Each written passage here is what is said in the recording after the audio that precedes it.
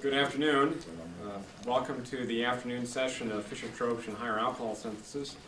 This afternoon session is dedicated to synthesis on cobalt.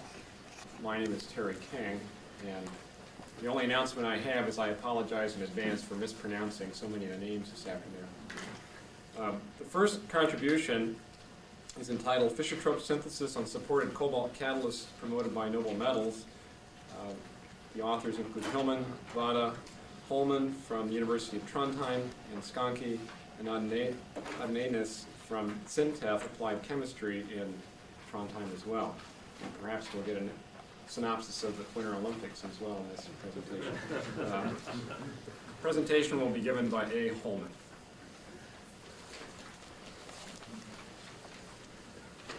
Thank you.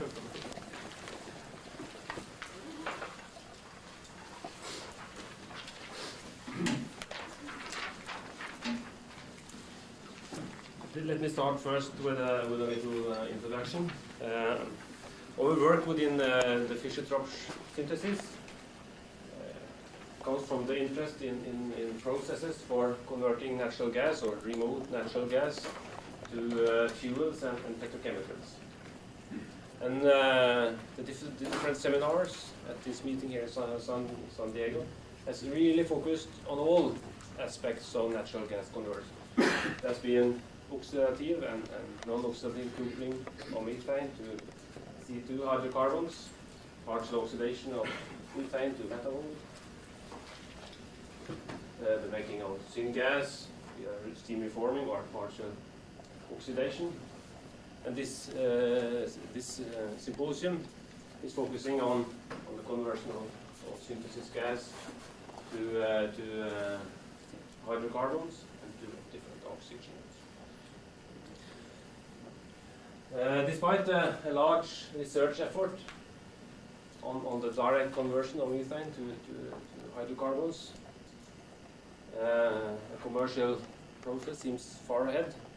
So I think that the syngas route will be the preferred process also in the years to come.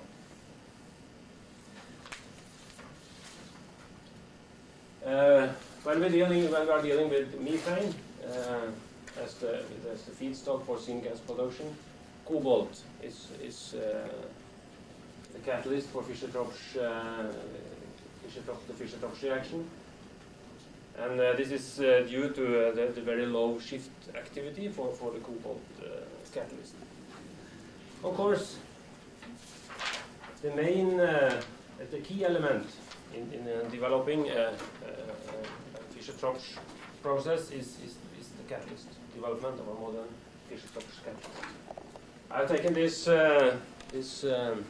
table from a presentation by Jim Goodwin back in 1991. And it shows some of the companies working with processes for Fischer-Tropsch synthesis. So since 1991, Shell has built and are running a plant in Malaysia for the production of middle distillates from natural gas. And Exxon has conducted a pilot plant study with even a new technology for the production of syngas. As we can see on this table, the modern type Fischer-Tropsch catalyst consists of 4 parts. It's the primary metal, which is cobalt. It's the second metal, a noble metal, rhenium, ruthenium, platinum. It's an oxidic promoter, and we have the support. And we have been focusing on the effect of the second metal on the cobalt Fischer-Tropsch during Fischer-Tropsch synthesis. And I will, during this talk, discuss the effect of platinum and rhenium on the cobalt supported on alumina catalyst. Let me first briefly show a little bit about our catalytic systems. It consists of about 8% cobalt. Most of the catalysts I will be discussing today has about 8.7 8% cobalt, but I will also include some experiments with 28% cobalt. They are promoted with up to 1 8% platinum and 1 8% rhenium. And they are supported on alumina. Most of the work I will be discussing today is on alumina supported catalysts. The catalysts are prepared in the way that first we make the unpromoted cobalt supported catalyst by incipient wetness technique. The catalyst is calcined at 573 K. And then we impregnate this catalyst with either platinum or rhenium, also using the incipient wetness technique. And we calcine the final catalyst at 673 K for 2 hours. We have also done the same, repeated the same pre-treatment with unpromoted cobalt catalyst to have the same, so that the catalyst have the same treatment. And we have, prior to chemisorption and reaction studies, we have reduced the catalyst for 623 K for 14 to 16 hours.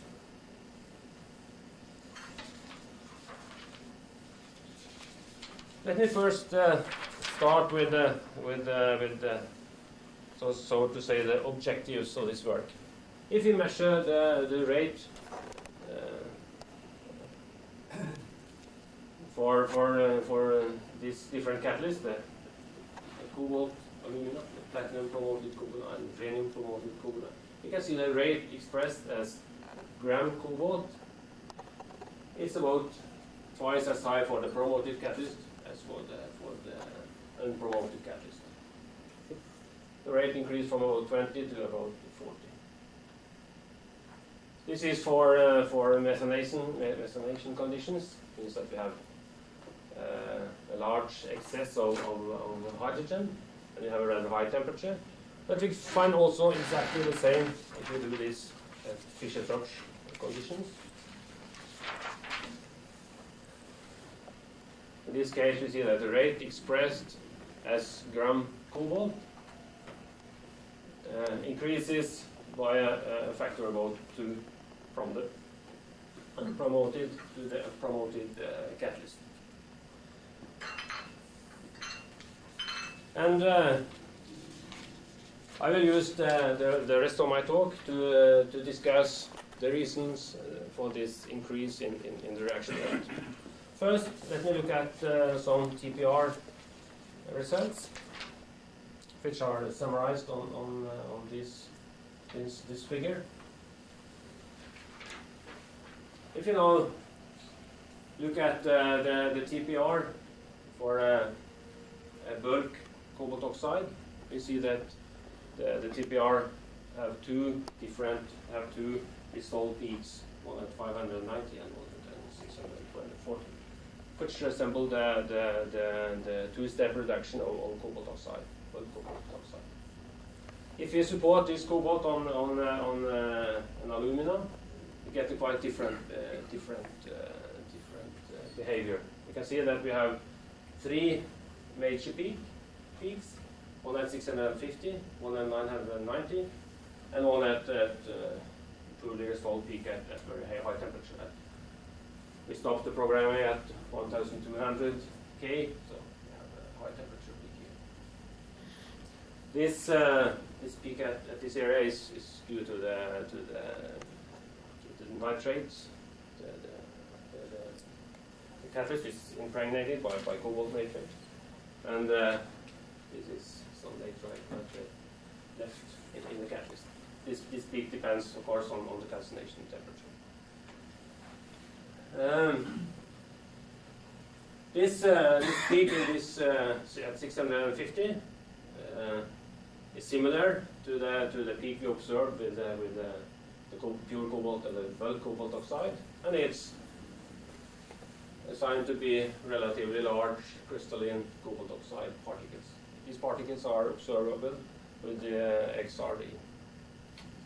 At the very high temperatures, we have a compound between the cobalt oxide and the aluminum oxide, sort of a cobalt aluminate. And this cobalt aluminate is not observable by the XRD. However, the most interesting feature with this TPR is this peak in this area, 990 degree key, and this seems to be a very important species for our discussion, and it seems to be quite unique feature for the alumina supported catalyst. It consists of disordered surface overlayer of cobalt oxide, and the cobalt have a very high disperse, and it interacts strongly with the support. And we can now see what happens if we promote this catalyst with platinum. The platinum shifts the reduction behavior to lower temperature, and this is true both for the first reduction peak and for the second reduction peak. So platinum promotes the reduction of cobalt. We can see that I will not discuss, but for the silica supported catalyst, we don't have this peak at 990 key, or this amorphous cobalt oxide overlayers. And this also important to notice. It's not this is an amorphous phase, and you cannot see it in XRD.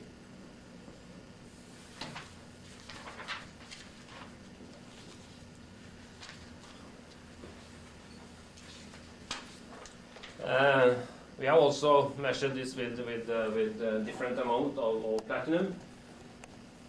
We have here 0.1 platinum and 1.08% platinum. You can see that for the first reduction peak, an increase of the platinum content of more than 1.18% doesn't change the position of this peak very much, but the second reduction peak is changed to lower temperature with increasing amount of platinum. Let me also go further and to look at the rhenium system. And this is the same picture for the, as we have shown on the other catalyst, for the rhenium catalyst. In this case, I have chosen to show you a catalyst with some more cobalt, and it's just to see what is the effect of increasing the amount of cobalt. First of all, we see that when we put rhenium on the catalyst, and then this is the unpromoted catalyst. The second peak is shifted to the left.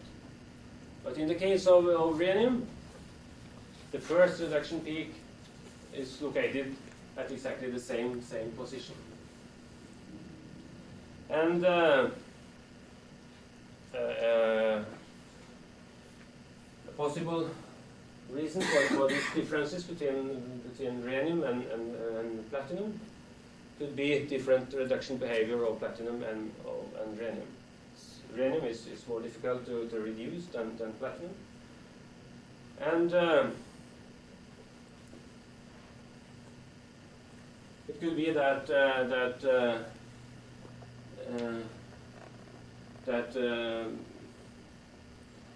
for platinum or rhenium to promote the reduction of cobalt, it must first be in the reduced phase.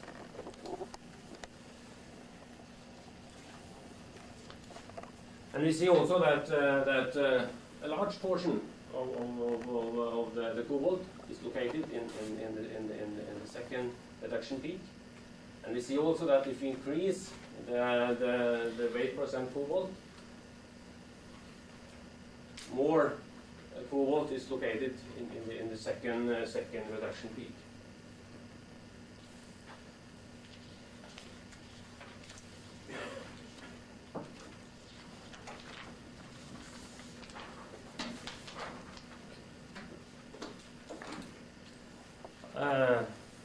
We have also done some experiment to see what is the condition on the catalyst at our synthesis conditions, and this is the TPR spectrum of the calcine catalyst. And if you now treat the catalyst as we usually do before synthesis, that is reduction at 623 K for 16 hours, and then perform a TPR study, we see that first reduction peak is reduced, but not the second one. So if we do synthesis on a catalyst with only cobalt, we'll see that part of the catalyst is not reduced and not active.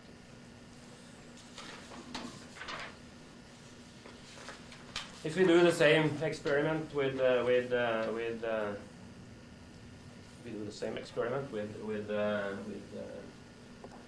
platinum promoted cobalt catalyst, we see that in this case, this is the TPR spectrum of the calcine catalyst, and this is the TPR spectrum which has been performed after the catalyst has been reduced for 16 hours at 623 K. And in this case, we see that the whole catalyst, or the whole cobalt phase, almost all of the cobalt is reduced.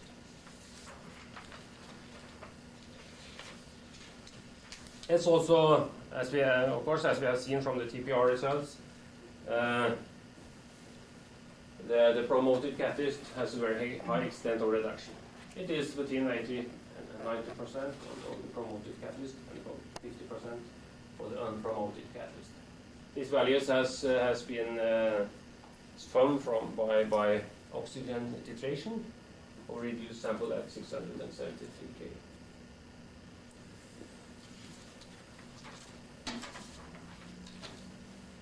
Okay, let us then turn to some chemistorption measurements we have done for the same catalyst. We have our cobalt system. We have the platinum promoted catalyst and the rhenium promoted catalyst. And we have measured the hydrogen chemistorption, the carbon monoxide and the carbon monoxide adsorption. The CO adsorption has been measured in this case at 298 K in conventional standard volumetric glass apparatus. The hydrogen adsorption we have measured from TPD. And we can see that the promotion of the catalyst by platinum and rhenium greatly increase the adsorption capacity. It is for both the hydrogen and for the cobalt. And then also, of course, the dispersion of the catalyst is increased. Of course, with this system, it is a problem that when you chemistorp hydrogen and carbon monoxide, it counts both the cobalt and the platinum.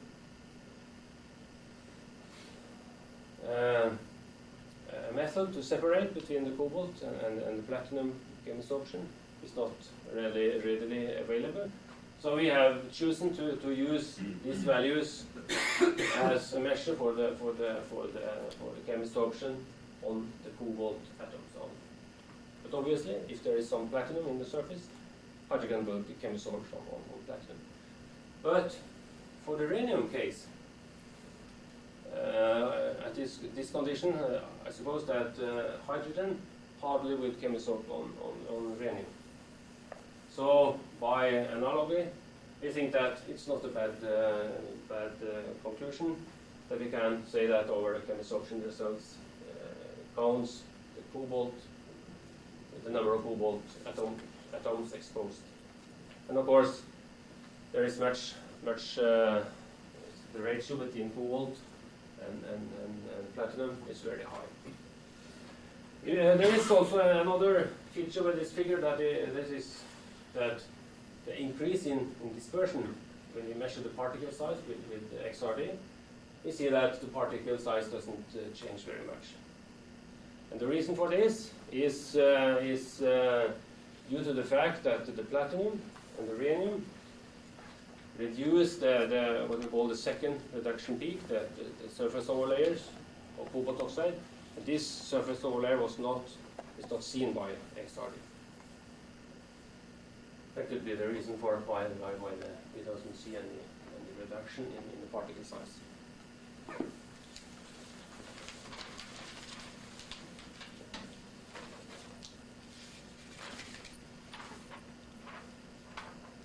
If we then plot the reaction rate per gram cobalt as a function of absorption, the amount absorbed on cobalt, we should get, if the turnover frequency is constant, we should get a straight line through the region. Suppose that our absorbed amount of cobalt really counts the number of cobalt exposed atoms. And we can see that in this case we almost get a straight line.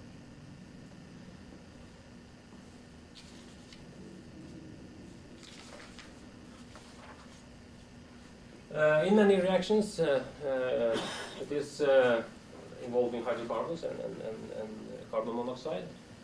The surface will be covered by unreactive material, source material, and only a small fraction of the surface will be active for the synthesis. And in order to try to decouple the effect of the surface, of the average site reactivity of the surface, and the concentration of reactive intermediates, we have used transient kinetics. And I will just show you some of these results. Just let me give a brief outline of the method. This is in principle very simple. What we call the steady state isotopic transient kinetic analysis. It consists of we have the reactor, we have a mass spec, and we have a valence system.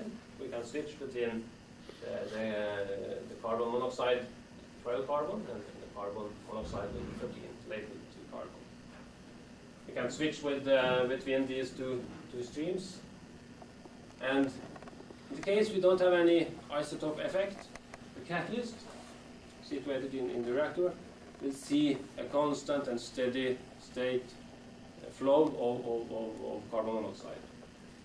So we measure the rate at steady state, but since we are switching between different isotopes of carbon, we can get the full kinetic information from a transit experiment.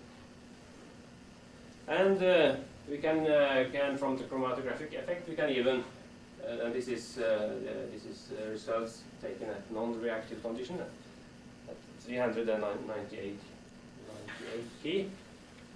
We can even get a measure of the amount of carbon monoxide chemisorbed on the surface.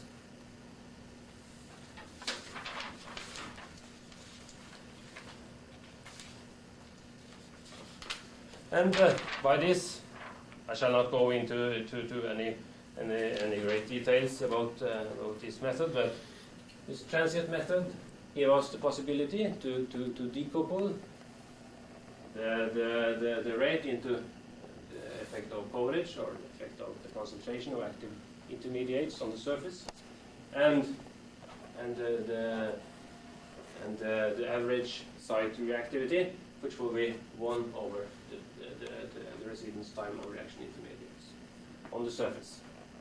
If we measure only the steady state kinetics, of course we get the product of these two values.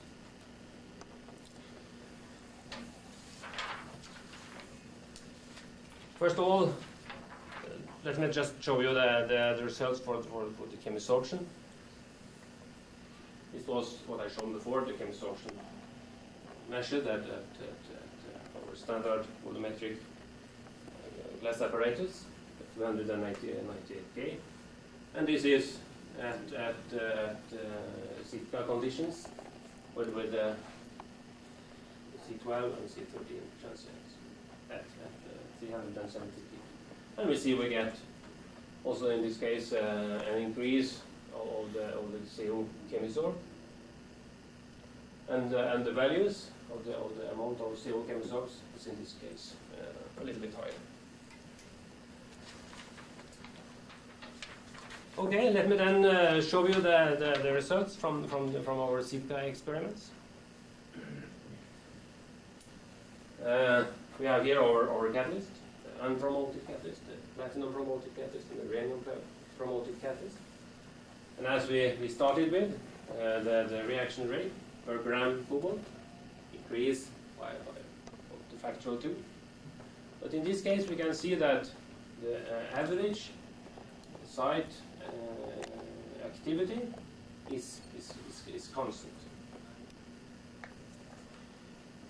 The average site activity is 1 over tau of the reaction intermediates giving methane. And we can see that the concentration of active intermediates on the surface leading to methane increase by a factor of 2. And this value for the average site activity, which will be 0.15 second in the minus first, is about the same as we have found in the literature for values on bulk cobalt. Okay, let me then conclude of this study that the addition of platinum and rhenium significantly increases the bulk activity of supported Fischer-Tropsch cobalt catalyst. This increase in activity is mainly caused by increased reducibility, increased dispersion of reduced cobalt particles, and an increased concentration of reaction intermediates on the surface. And the kinetic experiments which we have performed indicate a constant average site activity for Fischer-Tropsch and methanation on cobalt catalyst, independent of the presence of platinum and rhenium. Let me also acknowledge the people who have done this work. It's our student Anne Mette Hilmen, Anne Hoff, and Stura Vade. Dag Stanke, he has been the project leader for all our activity in Fischer-Tropsch area. He's also present here today. Thank you for your kind attention.